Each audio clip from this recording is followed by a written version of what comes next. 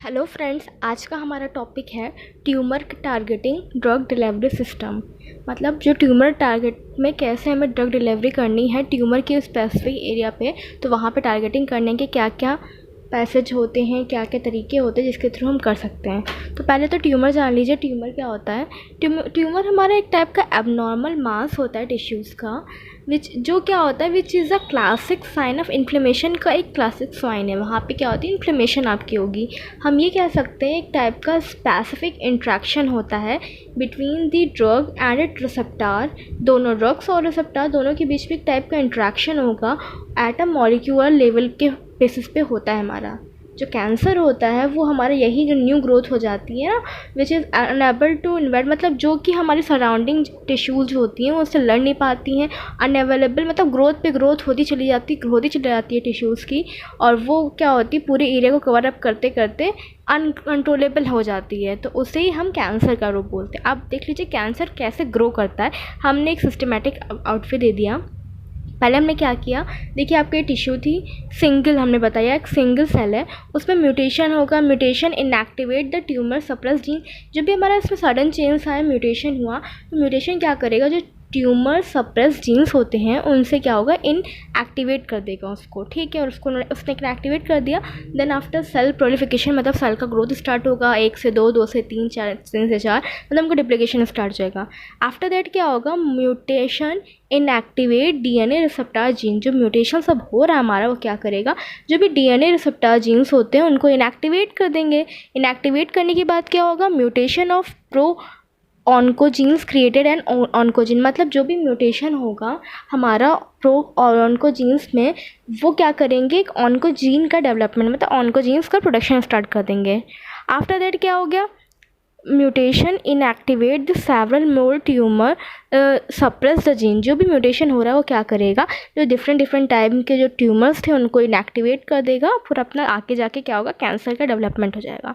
Basically इसे mutation दिखाया गया कि मतलब वो सप्रेस कर रहे थे जीन्स को, सेल प्योरिफिकेशन हुआ, म्यूटेशन क्या करेंगे, डीएनए रिपेयर जीन्स को इनएक्टिवेट कर लेंगे। जो रिपेयर करते हैं ना, जो जीन्स को रिपेयर करने का काम करते हैं, उस डीएनए को इन्होंने इनएक्टिव कर दिया। डीएनए के बाद जो भी म्यूटेशन होगा क्या करेगा, प्रोटो ऑन्कोजीन्स जो थे उनके म्यूटेशन जो भी उनमें हो रहा था वो क्या करेंगे, ऑन्कोजीन्स का प्रोटेक्शन कर देंगे। अब ऑन्कोजीन्स बन गए तो वही आफ्टर मल्टीप्लिकेशन सेवरल उनका ग्रोथ करते करते ट्यूमर बना देंगे। ट्यूमर करते करते कैंसर फॉर्मेशन हो जाएगा। अब देखिए हम बात कर देते हैं, आपको ड्रग टारगेटिंग के बारे में बताते हैं। जो भी ड्रग टारगेटिंग होती है ट्यूमर में, वो बेसिकली 2 ही टाइप की होती है। पहला पैसिव टारगेटिंग, दूसरा एक्टिव टारगेटिंग। तो पैसिव टारगेटिंग क्या है, एक्टिव टारगेटिंग क्या है, इसके बारे में पढ़ते हैं। तो पैसिव टारगेटिंग की अगर हम बात करते हैं, तो पैसिव टारगेटिंग को हम डिफ्रेंशिएट कर सकते हैं between the normal and tumour tissues. जो हमें अगर डिफ्रेंशिएट करना है नॉर्मल टिश्यूज़ और ट्यूमर टिश्यूज़ के बीच में, and have a advantage of direct permission of tumour tissue. मतलब वो डायरेक्टली क्या करते हैं, पर जो भी हमारा परमिशन करते हैं ट्यूमर टिश्यूज़ होते हैं उनमें डायरेक्टली परमेट आउट कर जाते हैं। दूसरा पॉइंट ये कह रहा है कि जो ड्रग एडमिनिस्ट्रेशन होता है, ड्रग का जो हमारा इंटेक होगा वो कैसे होगा, पैसिवली किस फॉर्म में होता है, प्रो ड्रग के फॉर्म में इधर हो सकता है, या तो इनएक्टिवेट फॉर्म में हो सकता है, या तो क्या हो सकता है, एक्सपोजर। हम उसको अगर ट्यूमर टिश्यूज़ के थ्रू एक्सपोजर में लेकर आते हैं तो पैसिव के केस में अगर ड्रग को हमें एडमिनिस्टर करना है वो प्रो ड्रग के फॉर्म में हो सकता है, या तो वो इनएक्टिवेट फॉर्म में हो सकता है अगर ट्यूमर के पास में लेकर आते हैं, और वो वहाँ पे जाके हाईली एक्टिव अपना दिखा देंगे। आगे इन्होंने ये बताया कि जो नैनो पार्टिकल्स होते हैं वो क्या करते हैं, बायोलॉजिकल मैकेनिज्म को फॉलो अप करते हैं, जैसे कि ERS means enhance retention system. इसको हमारा नैनो पार्टिकल्स जो होते हैं बायोलॉजिकल मैकेनिज्म को फॉलो अप करते हैं। जो भी साइज़ होना चाहिए should be below the 100 nanometre in diameter. जो भी इनका साइज़ होना चाहिए वो कितना होना चाहिए, 100 नैनोमीटर, या उनसे कम ही होना चाहिए। और जो भी ड्रग एक्यूमुलेट होती है वो ट्यूमर के अराउंड जाके हमारी ड्रग एक्यूमुलेट मतलब इकट्ठा हो जाती है। पैसिव के केस में बताया गया है। देखिए पैसिव एकदम सिंपल है, हम डिफ्रेंशिएट कर सकते हैं नॉर्मल और ट्यूमरस टिश्यू को। एडवांटेज ये है कि डायरेक्टली परमिशन हो सकता है इसका ट्यूमर टिश्यूज़ के अंदर। जो ड्रग होती है उसको एडमिनिस्टर कराना होता है वो या तो प्रो ड्रग के फॉर्म में होगी या तो इनएक्टिवेट फॉर्म में होगी। जब वो ट्यूमर टिश्यूज़ के पास उसको एक्सपोज में लेकर आएंगे तो वहाँ पर वो हाईली एक्टिव होगा ही जाकर। जो भी नैनो पार्टिकल्स होते हैं वो बायोलॉजिकल मैकेनिज्म ERS जो होता है इन्हांस रिटेंशन सिस्टम, उसको फॉलो अप करते हैं। जो साइज़ होना चाहिए वो हमारा 100 नैनोमीटर से कम होना चाहिए डायमीटर में, और जो ड्रग होती है वो ट्यूमर के अराउंड सराउंड जाके पूरा एक्यूमुलेट मतलब इकट्ठा हो जाती है। ये आपको पैसिव में बता रहे थे। पैसिव में इन्होंने ये भी बताया कि पैसिव में हमारे बहुत सारे थेरेपेटिक एक्सपोजर होता है, natural distribution pattern of a drug carrier constitute, मतलब इन वीवो अगर हमें बात करनी है तो बहुत सारे थेरेपेटिकली एक्सपोजर हम करा सकते हैं उसका नेचुरली डिस्ट्रीब्यूशन के थ्रू, जो भी डिफरेंट डिफरेंट पैटर्न्स हैं। पैसिव टारगेटिंग जो होती है वो बेस्ड अप किस बेसिस पे हमारी वर्क करती है, यही बोल रहा है कि ड्रग जो होती है वो एकोमोडेट हो जाती है in the area around the tumour, जो जहाँ पे ट्यूमर होता है वहाँ पे क्या होगी, ड्रग उसके आसपास पूरा एकोमोडेट हो जाएगी, पूरा इकट्ठा हो जाएगी विद लीकी वैस्कुलेटर, जो इसके साथ में क्या करेगी, एक लीकी वैस्कुलेटर के साथ में, जिसको कॉमनली हम इन्हांस परमेशन और रिटेंशन ERP इफेक्ट बोलते हैं। इसके थ्रू हमारे ड्रग, जो भी इनका बेसिक मैकेनिज्म बताया, अब हमने एक डायग्राम के थ्रू इसको एक्सप्लेन किया है। तो देखिए डायग्राम में इन्होंने ये बोला, पहले तो हमने फ्री ड्रग दिखाई, after that passive drug targeting दिखा रहे हैं। देखिए नॉर्मल फ्री ड्रग थी, हमारा ट्यूमर इधर दिखाया, ऊपर नॉर्मल टिश्यूज़ थे, ऊपर ट्यूमर का केस दिखा दिया। ये फ्री के टाइम में, जब यहाँ पे ड्रग आपका फ्रीली अवेलेबल है। अब देखिए यहाँ पे पैसिव ड्रग टारगेटिंग में हमने दिखाया ट्यूमर है, यहाँ पे बाहर हमारा पैसिवली ड्रग जा रही है, जहाँ पे कम ज़्यादा वहाँ पे देखिए यहाँ ये दिखा दिया, यहाँ पे इधर आ रहा है, ये पैसिव का केस दिखा दिया हमने। पैसिव में हमने ये बताया था आपको, जो भी ड्रग टारगेटिंग होती है डिफरेंट डिफरेंट मैकेनिज्म्स बता दिए आपको।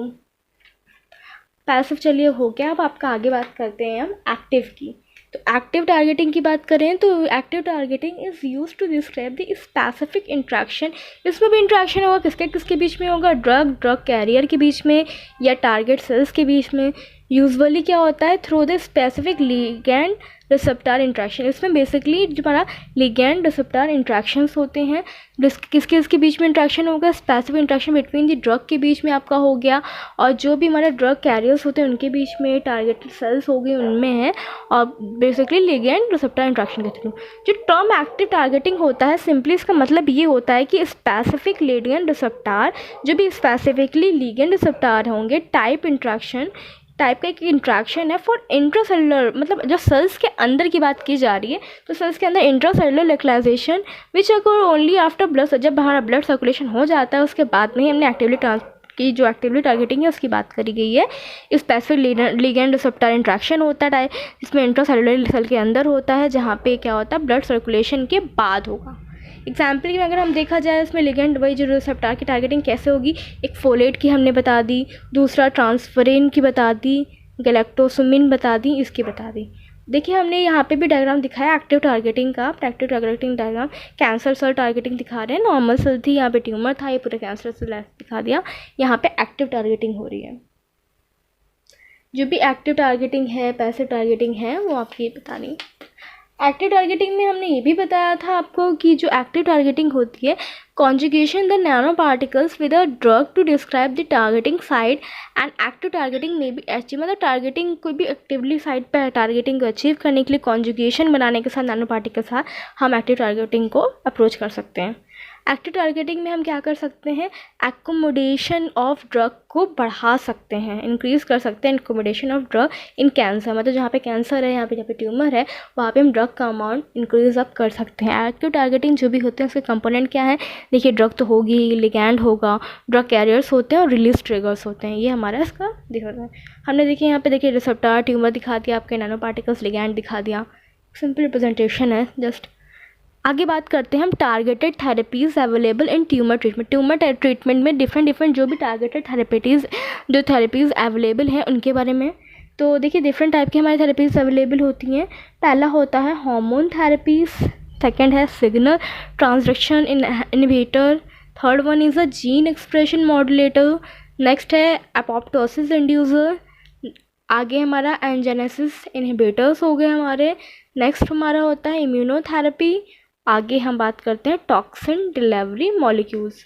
ये सब आपकी बात हो गई जो भी टारगेटेड थेरेपीज़ होता है। अब हम एक दो को एक्सप्लेन करते हैं। जैसे अगर हमें ट्रीटमेंट कराना है टारगेटेड मॉलिक्यूल थेरेपी के थ्रू, तो एक टाइप का एक पर्सनलाइज्ड मेडिकल थेरेपी ही होती है, जिसको हम क्यों डिज़ाइन करते हैं, कैंसर को ट्रीट करने के लिए, by interrupting the unique molecular abnormalities that drive in cancers को, मतलब जो भी ऐसी यूनिक हमारी मॉलिकुलर एडमिटी जो कैंसर की ग्रोथ को फॉर्म करती है, जिससे कैंसर की ग्रोथ होती है, उसको ही हम जाके इंटरप्ट कर देते हैं। मॉलिक्यूल्स में ही मतलब इंटरप्शंस ले आएंगे तो आगे फर्दर वो ग्रो ही नहीं कर पाएगा।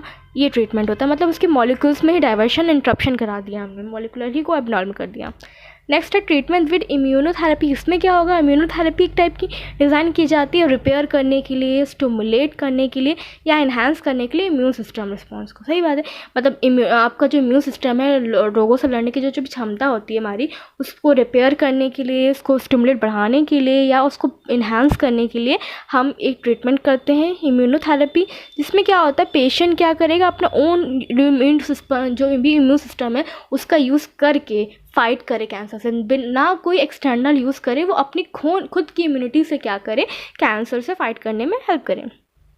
नेक्स्ट थेरेपी हमारी है treatment with gene therapy. Treatment with gene therapy हमारी ये कह रही है, जीन थेरेपी डिज़ाइन की जाती है मॉडिफाई करने के लिए cancer cell at the molecular level पे ही। अगर हमें कैंसर को इंटरप्ट करना है या मॉडिफिकेशन करनी है तो हम जीन थेरेपी यूज़ करते हैं।